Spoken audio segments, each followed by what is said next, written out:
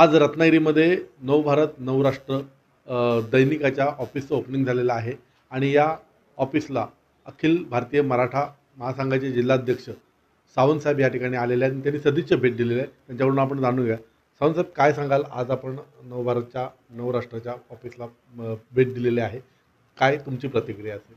आज नवराष्ट्र नावामध्येच नवीन आहे. या जिल्ह्यातले अनेक प्रलंबित प्रश्न आहेत, ते सोडवण्यासाठी निश्चितप्रमाणे एक सामाजिक बांधिलकी म्हणून आपण आपले सर्व सहकारी पत्रकार मित्र अतिशय चांगला आवाज उठवून प्रशासनाला जागं आणतील.